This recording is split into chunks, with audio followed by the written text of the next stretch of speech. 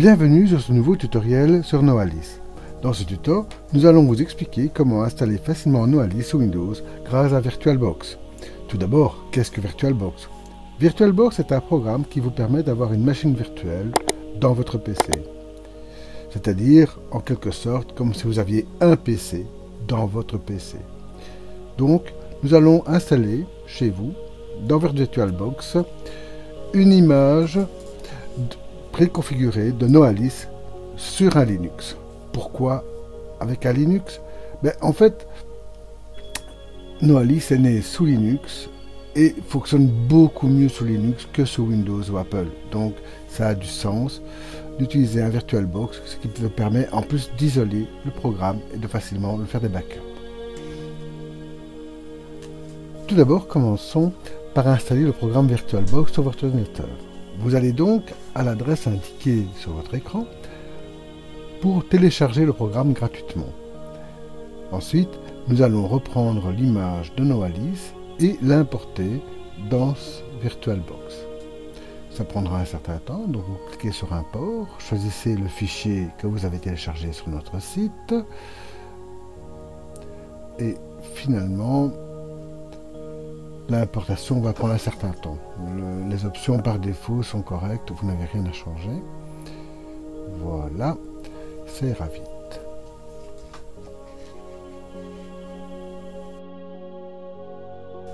Démarrons maintenant cette machine virtuelle afin de pouvoir nous connecter sur Noalis.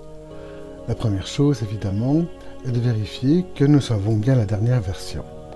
Pour cela, connectez-vous, puis allez dans Administration, Installation, Applications. Si une nouvelle version est disponible, elle apparaîtra. Il vous suffit ensuite de cliquer sur Mise à jour de votre système.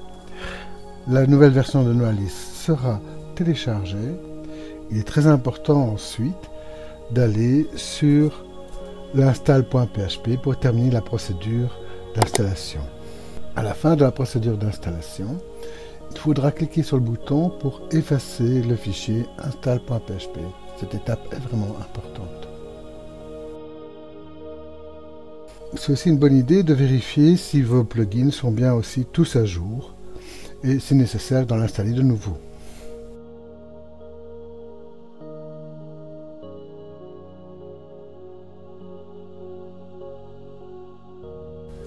Maintenant, passons à la partie un peu plus compliquée, l'administration de votre serveur Linux.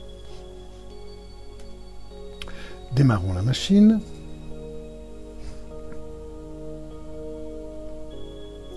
Vous avez plusieurs interfaces. La première est l'interface XFCE, qui est un bureau très léger qui fonctionne sous Linux. Les utilisateurs et mots de passe se trouvent dans le fichier README qui vient avec l'image. Comme vous voyez ici, vous pouvez naviguer sur le file system.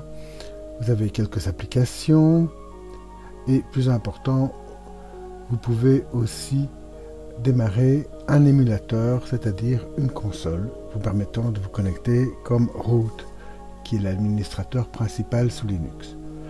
L'autre interface est une interface web, c'est WebMin. Il faudra d'abord ignorer l'avertissement. Et en vous connectant sur WebMin, vous pourrez gérer quasiment tout. C'est-à-dire, vous verrez ce que vous avez comme système. Vous pouvez changer vos mots de passe, évidemment. Vous pouvez aussi gérer le serveur Apache, qui est en fait le serveur web qui répond à Noalis. Gérer vos bases de données. Donc là, quand même, faites attention parce que les bases de données sont le cœur de votre comptabilité. Et vous avez aussi la possibilité de gérer Postfix afin de pouvoir envoyer vos propres emails. Vous trouverez cette documentation dans le fichier README ou sur Internet.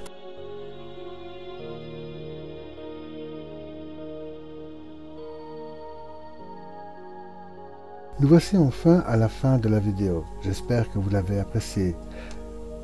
Maintenant, vous pourrez installer Noalis sous Linux dans Windows.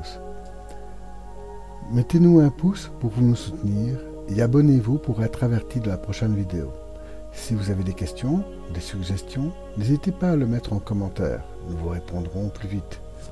Encore merci pour votre attention et nous espérons vous revoir bientôt pour une nouvelle vidéo sur Novalis.